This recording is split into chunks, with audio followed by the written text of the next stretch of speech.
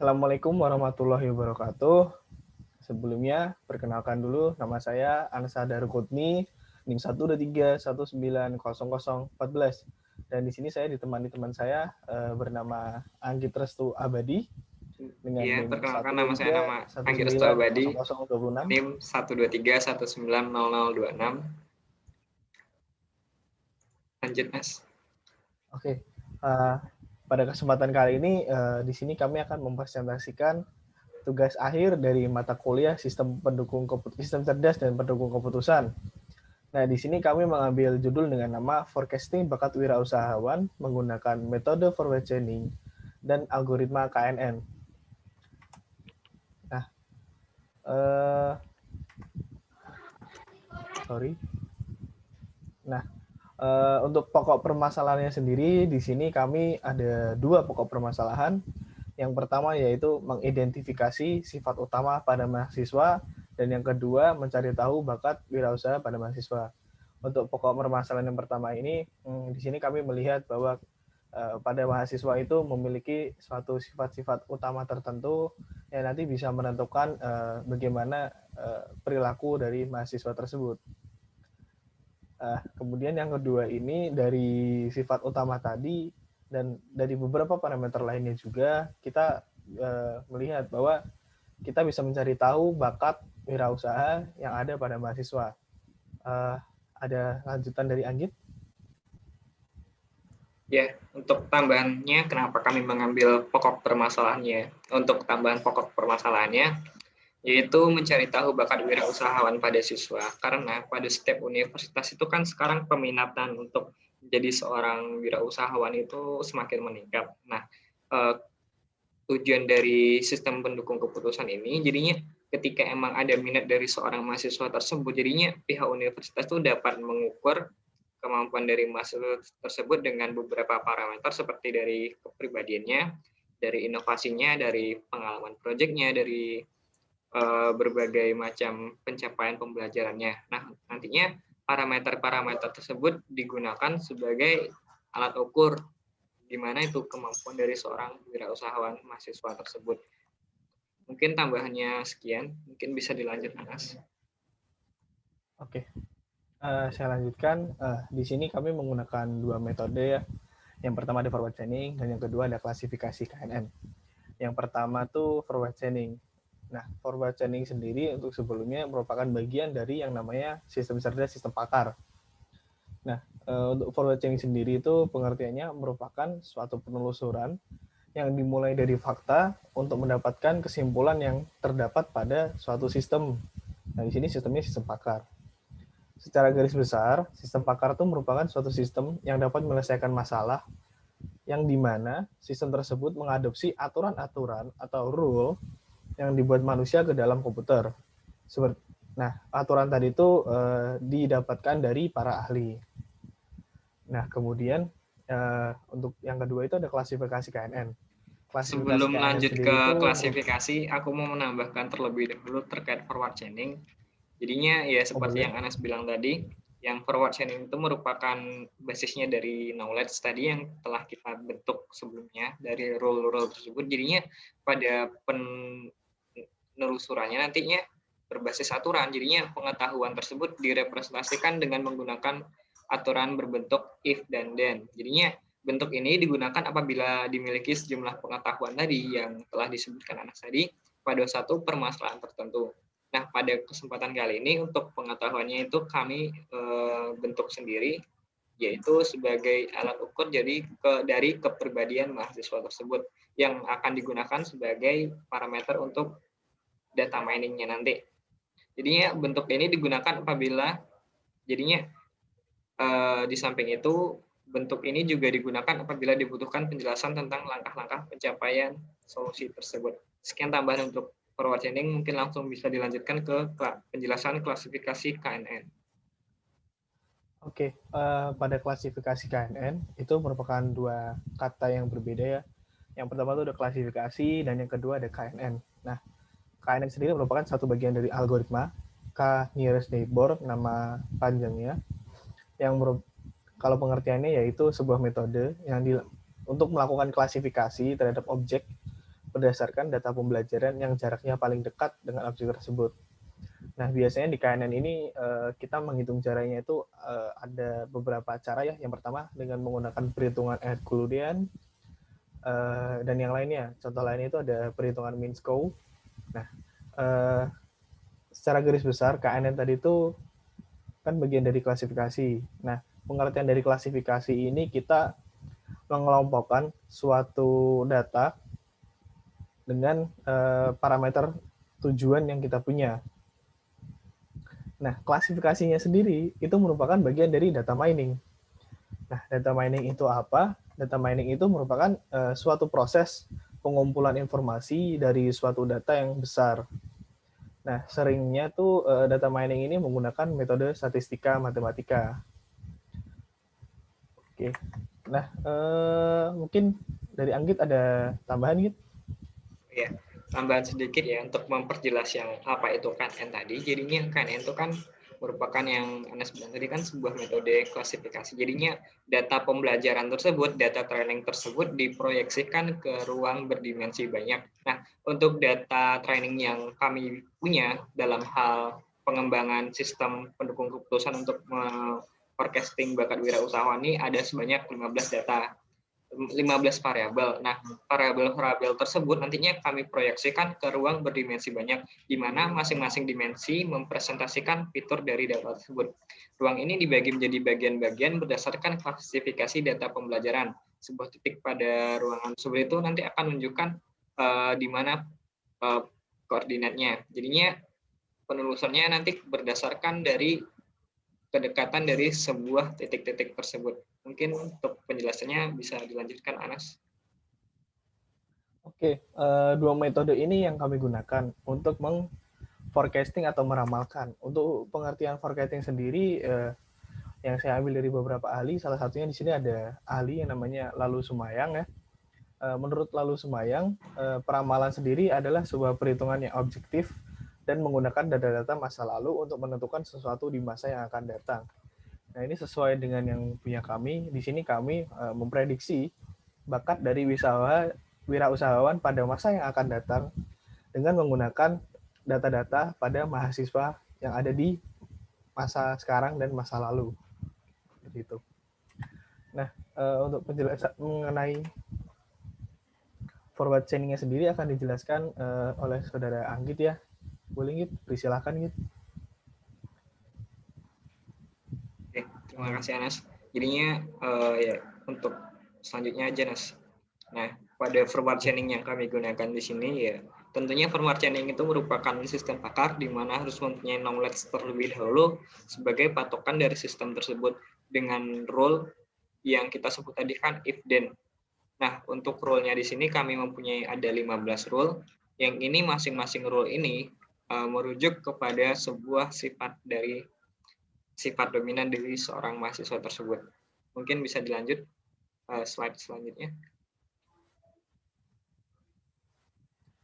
Next. Nah, ini merupakan dari rule-rule-nya tadi. Ada 8 rule yang menjelaskan tentang sifat dari kepribadian mahasiswa tersebut. Jadinya contohnya ini mungkin lanjut ke slide berikutnya untuk memperjelas alurnya. Nah, pada rule yang kami gunakan tadi itu kami gambarkan dengan sebuah flowchart yang ini. Jadinya pertama itu yang paling kiri itu ada namanya kelompok jawaban. Kelompok jawaban itu terdiri atas 2 soal. Nah, 2 soal tersebut menggambarkan dari sifat-sifat yang ada di bawahnya. Yang dimana yang pertama ada jika true, jawabannya akan ke kelompok jawaban sebelah kiri. Nah, kelompok jawaban kiri dia juga punya if-nya lagi. Jika true maka akan ke kelompok yang sebelah kiri atas, dan jika salah maka akan ke kelompok kiri bawah.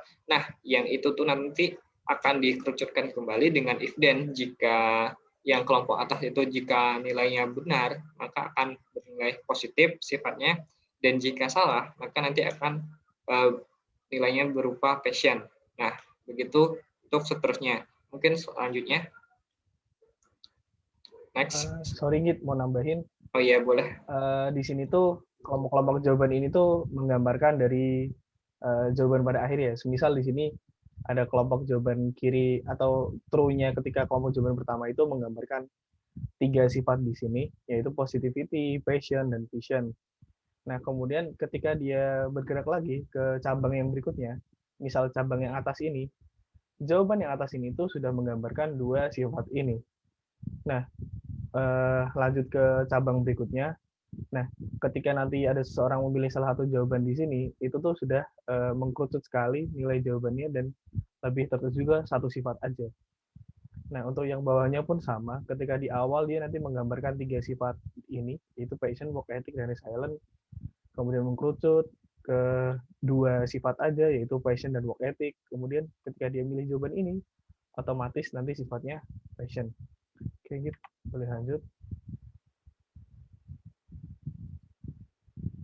Oke, ini merupakan dari tabel yang tadi. Mungkin kalau tadi agak membingungkan gimana kelompok jawaban yang dimaksud itu. Jadinya kelompok jawaban itu ada yang paling atas tadi, yang seperti Anas bilang tadi. Nah, kelompok jawaban 2 ini itu tuh telah menggambarkan dari beberapa sifat yang ada di bawahnya tadi.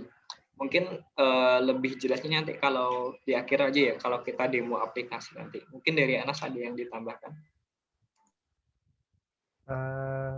Udah sih. Lanjut aja mungkin kali ya.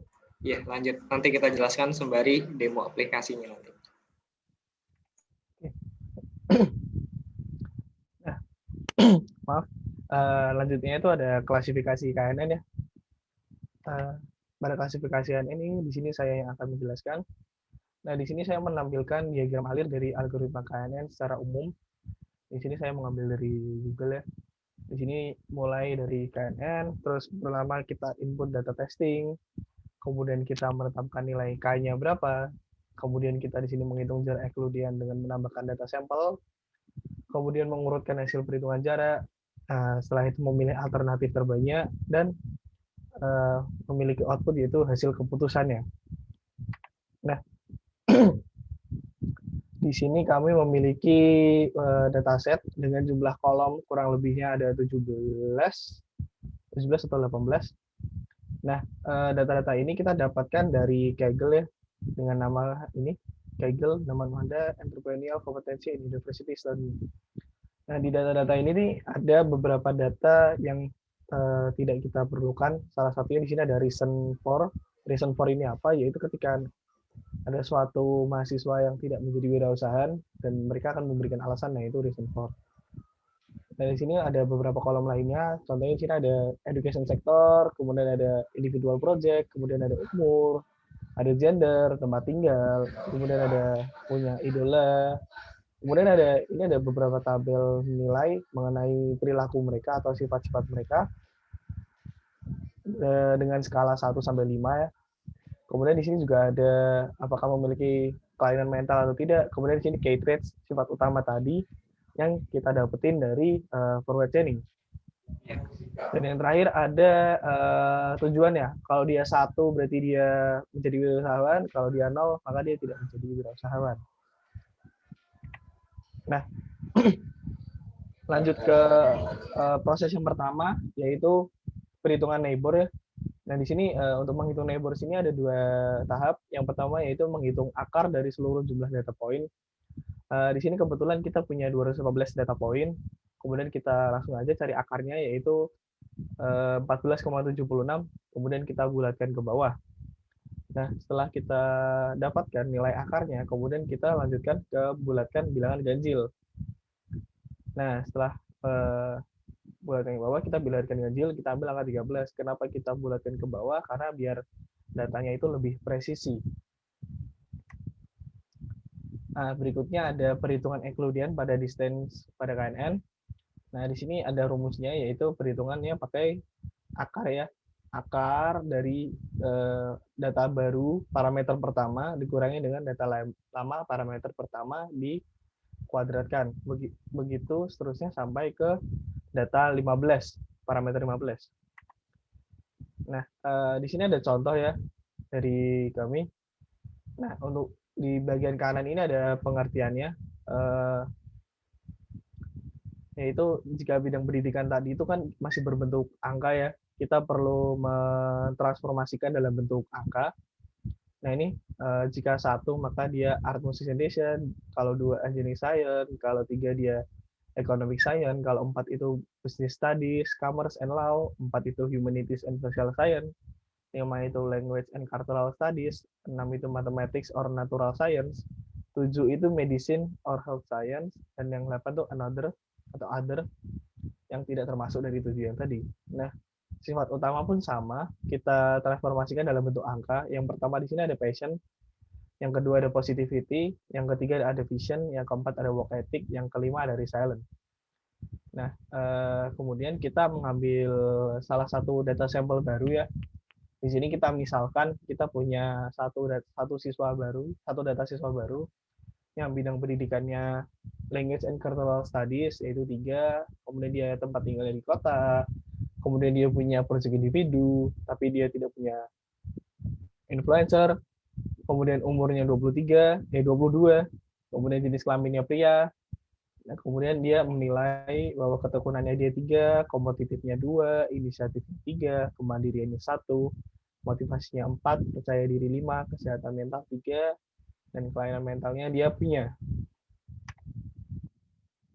Nah, langkah berikutnya kita menghitung jarak baru dengan seluruh data sampel yang ada. Di sini saya mencontohkan menghitung dengan salah satu data yang lama. Nah, di sini kita punya data lama itu nilai education sektornya 5. Nilai ini perhitungan contohnya ya. Jadi data barunya itu yang pertama ada 5, kemudian -1, diakarkan. Nah, sampai semuanya itu dihitung. Setelah semuanya dihitung, maka di sini ketemu nih hasilnya, yaitu akar 66. Nah, akar 66 ini berapa? Yaitu 8,124038405. Nah, perhitungan tadi itu dilakukan secara berulang sampai ke seluruh data, yaitu ke 215 data. Nah, setelah kita menghitung dari 215 tadi, kita urutkan dan menentukan tuh nilai yang paling dominan tuh berapa sesuai dengan jumlah K yang kita ambil. Nah, kita di sini mengambil 13 karena K kita 13. Kemudian bisa dilihat di sini nilai yang paling dominan di sini nilai 0 ya. Nah, dari gambar ini tuh bisa kita ambil kesimpulan bahwa orang tersebut tidak berbakat dalam wirausahawan karena nilai yang paling dominan 0. Nah, ini merupakan gambaran dari aplikasi yang udah kita buat. Mungkin bisa langsung ke aplikasinya aja. Tuh, seperti ini. Nah, ini udah aplikasinya. Bentuk aplikasi awalnya kurang lebih seperti ini.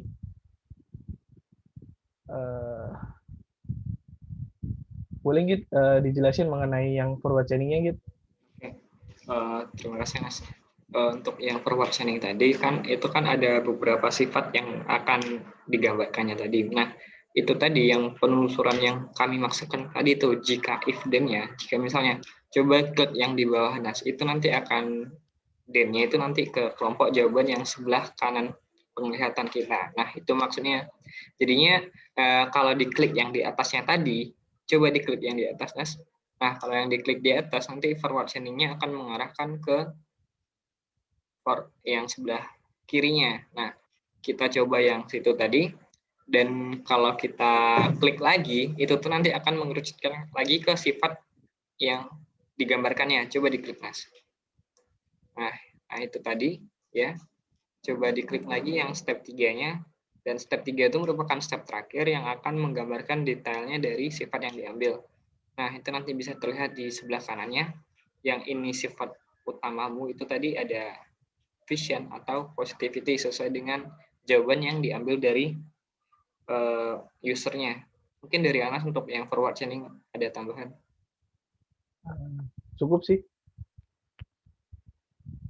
Ya, mungkin yang itu yang metodenya kan untuk yang pada kesempatan kali ini kami menggunakan forward chaining. Itu tuh untuk menentukan sifat utama.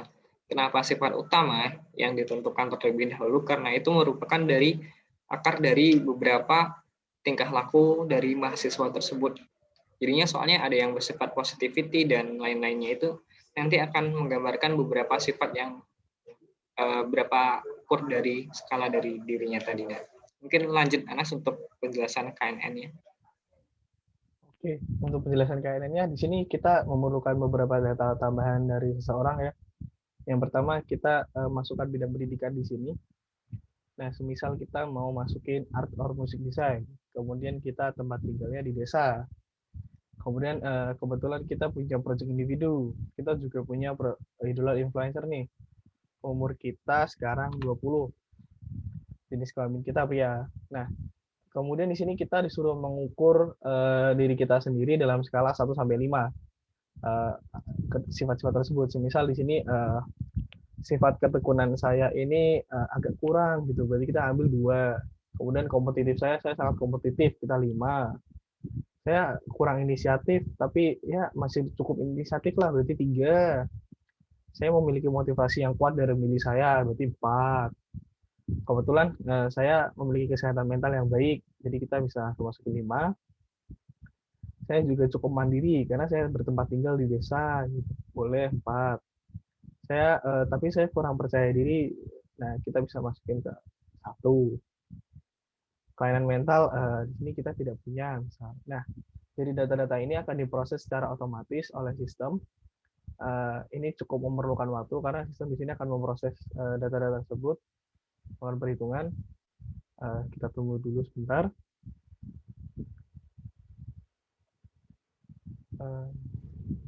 Oh, sorry.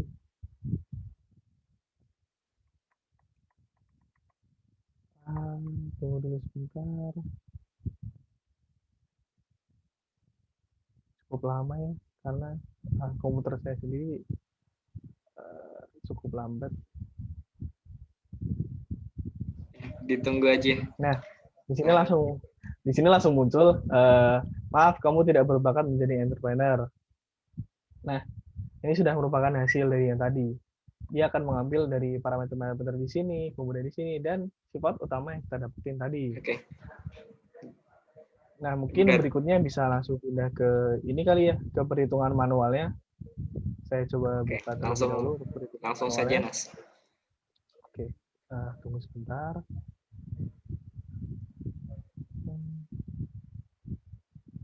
Di sini aja, dari sini aja.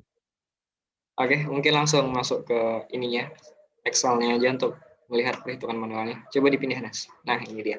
Jadinya yang tadi kan, yang education sector, walaupun data dari Kaggle-nya itu berupa tulisan, jadinya kan kita juga perlu mengkonversinya juga. Makanya masing-masing nilai tersebut sudah mempresentasikan dari nilai aslinya yang ada di data asetnya tadi. Jadi yang untuk data yang kita input tadi, data dari kita, nah yang ini, itu tuh 5 itu menggambarkan yang di input Anas tadi, yang coba dilihat, Nas. Yang MATLAB-nya. Oh iya, art, musik, dan desain. Yang 5. Oke, yang itu. Pause. Oke.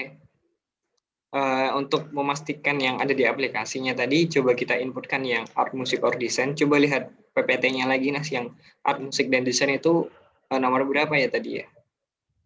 Nah, ini bisa dilihat yang art, musik, dan desain itu berarti nomor 1. Oke, lanjut ke Excel-nya. Berarti kita input dulu nomor 1-nya. Nomor 1-nya. Dan yang kolom selanjutnya, itu bidang individual project. Karena kita coba, ini bagusnya disamakan dengan MATLAB-nya nggak, Nas?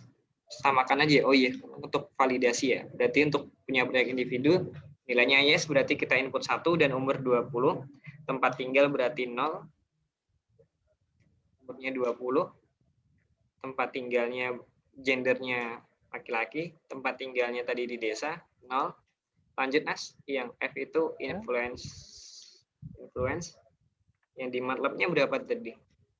Yang di MATLAB-nya yes, berarti nilainya 1. Oke, 1. Lanjut ke perseverance tadi. Kalau di Indonesia kan artinya ketekunan kan ya, Nas ya. Nah, ya, untuk betul. Ketekunannya 2. Selanjutnya kompetitifnya 5. Kompetitifnya 5. Inisiatifnya 3. Sorry, 3 udah. 3. Selanjutnya tadi self-reliance. Kemandiriannya 4. percaya dirinya 1, kesehatan mentalnya 5. Bentar. Oke, sabar. Nah, Terkendala percaya sama dirinya online. 1, kesehatan mentalnya berapa? 5. 5, sangat sehat. Eh, Lanjut ke motivasinya 4. motivasinya 4. Udah, sudah Oke, semuanya. udah. Sudah sesuai dengan yang di MATLAB tadi. Kita coba lanjut ke mental disorder-nya tadi. Enggak sama sekali. Berarti 0 ya. Ya, betul. Oke. Sorry. Terus sifat utama. Sifat utamanya tadi yang positivity. 2. Oke, berarti Sifat. Oh ya iya, betul. positivity 2. Oke. Coba dihitung manualnya, Nas. Hitung manual.